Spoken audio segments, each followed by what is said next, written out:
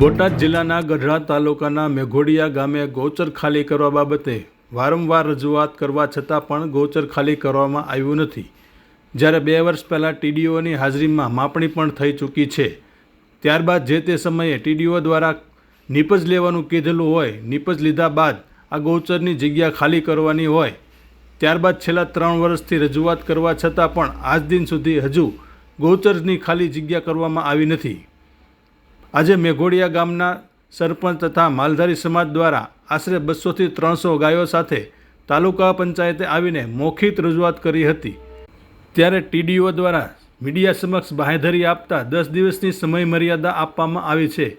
પરંતુ આ 10 દિવસમાં જો ગૌચરની જગ્યા ખાલી કરવામાં નહીં આવે તો આવનારા સમયમાં બોટાદ જિલ્લા અને ગઢડા તાલુકાના તમામ માલધારીઓ દ્વારા તાલુકા પંચાયતમાં આવી ઉગ્ર આંદોલન કરવાની ચીમકી આપવામાં આવી હતી.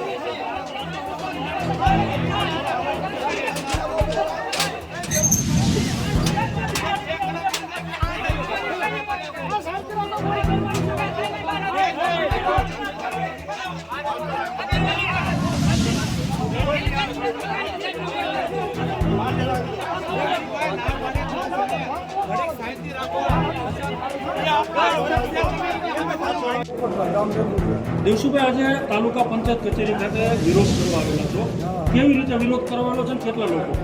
હું પોતે 5 વર્ષથી ગૌસેવા માટે દોડું છું. મીડિયા સાહેબના દિવસે, મામલતદાર દિવસે, કલેક્ટરમાં દિવસે, પરાગ સાહેબના દિવસે કોઈ અમારી વાત સાંભળતા નથી. અને 8 દિન આવી છે. કોઈ અમે ગમે કહ્યું અમારી વાત સાંભળે.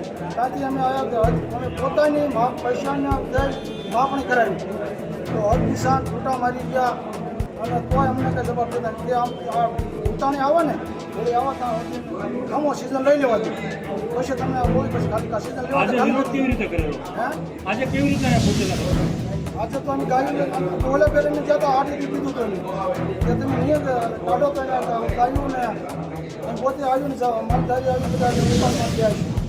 અધિકારી સાથે વાત થઈ, રજૂઆત પણ કરેલી. શું કીધું અધિકારી અત્યારે? કે તમને થઈ જાય કરે જ્યારે આવી તો થઈ જાય કરે. અત્યારે 11 દિવસ 11 દિવસમાં અમને કીધું છે. આજે તમે વિરોધ કરવા આવ્યા છો, કેટલી ગાયો લઈને આવ્યા છો? ગાયો માલધારી બધું લઈને આવ્યા છે. એ ખાલી કરો તો 12 દિવસે બોટાદ જિલ્લાના માલધારી આવી ઉપવાસમાંથી બેસી જઈશું. માલ શીખે લાવી. તમારો પરિચય? વર્ષે મેઘોડિયા ગામની ગૌચરના દબાણની આજે માલધારીઓ રજૂઆત કરેલી છે. ગાયો સાથે પહોંચેલા છે. આ પ્રમાણેની ફરજ પડેલી છે. શું કારણ? કેટલા સમયથી આ રજૂઆતો થઈ રહી છે? રજૂઆતો ઘણા સમયથી છે અને એના માટે માપણી પણ અગાઉ આપણે કરેલી છે. માપણીમાં જે વિસ્તાર દબાણમાં દેખાડેલો છે એ દબાણનો વિસ્તારમાં જે અરજદારો આવે છે ત્યાં વાવેતર કર્યું છે એ લોકો કોર્ટમાં શું કહેવાય માપણી સીટ વિરુદ્ધ કોર્ટમાં ગયેલા છે કે આ વિસ્તાર એમનો છે.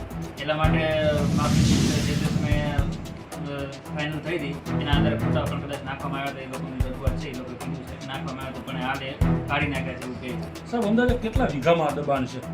અંદાજે આપણે રેકોર્ડ પર જોઈએ તો 40 હેક્ટર છે જે ટોટલ ગૌચરનો વિસ્તાર છે. એમાંથી આપણે 30 થી 40% વિસ્તારમાં છે જેમાં દબાણ છે. સાહેબ, કેટલા વર્ષોથી ત્યાં વાવેતર થઈ રહ્યું છે?